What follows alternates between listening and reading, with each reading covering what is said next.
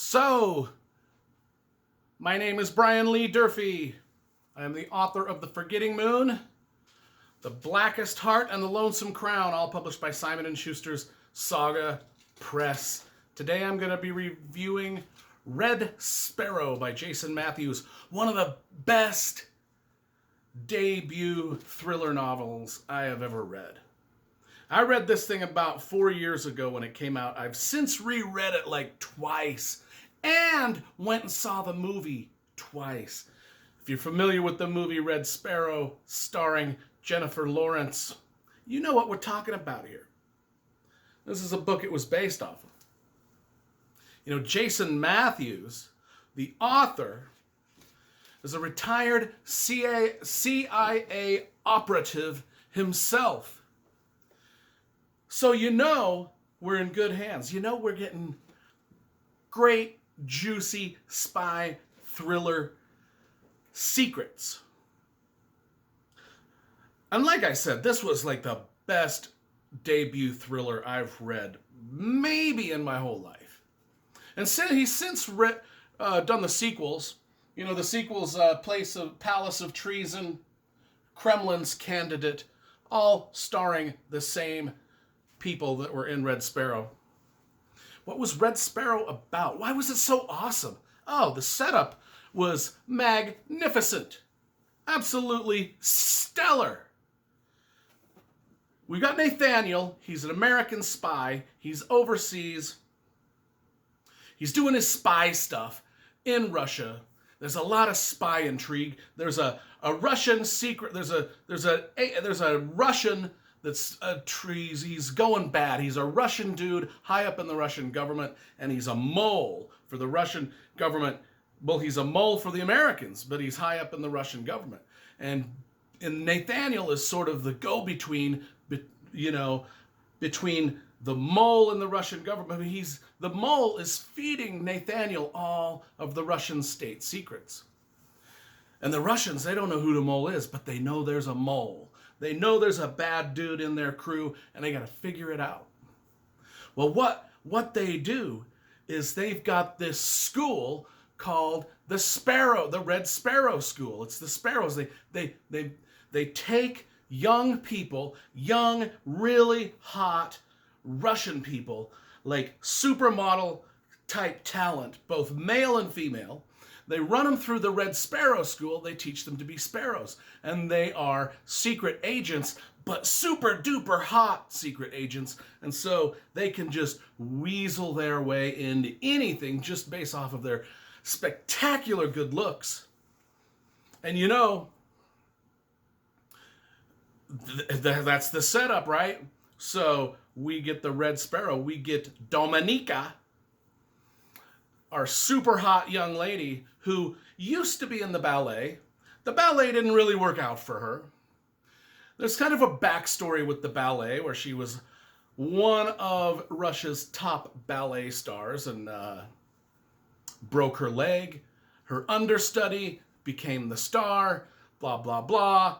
A lot of dark secrets and dark things happen there. I won't tell you kind of all of that because it's plot spoilery.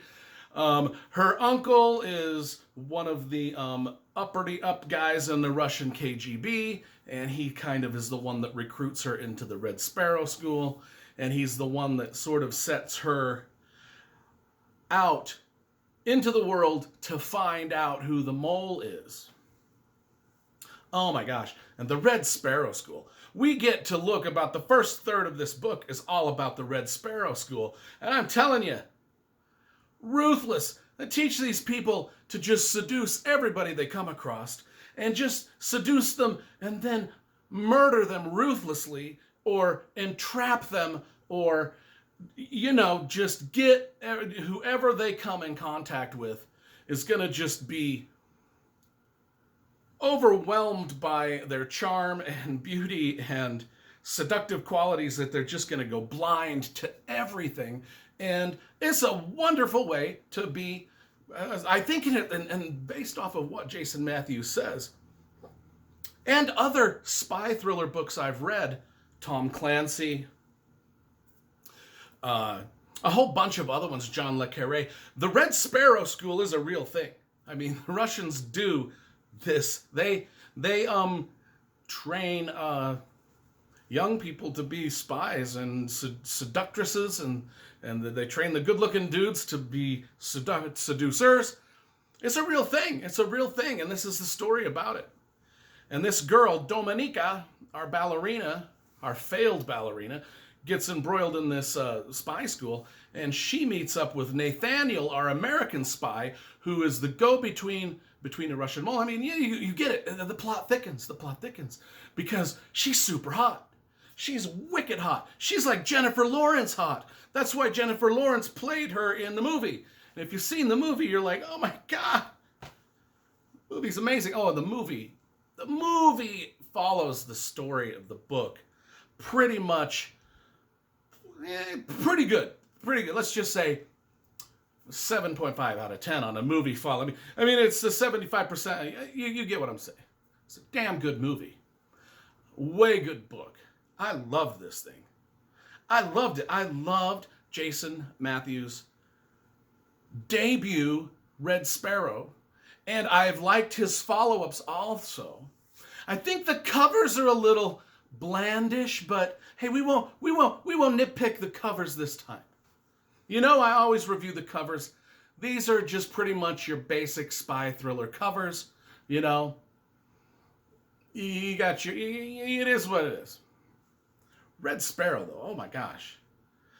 If you want to read a great thriller novel, if you want to get started on a series of thrillers that's not as big as Tom Clancy or Brad Thor. You know, some of these thriller writers, they're already 30 books deep into their thriller series. This guy's only got 3 out so far. He's doing 1 a year. He's got 3 of them out. They're magnificent. They've got these great characters, Dominika and Nathaniel, that are in all of them. Mind blown. My heart was pounding when I was reading this. And like I said, I'm really familiar with the story. I've read the book 2 or 3 times. I've seen the movie twice. Love everything about it. Red Sparrow. If you want to start a great new thriller series by a dude that used to work in the CIA, can't do better than Red Sparrow, man. I give this 9.5 out of 10.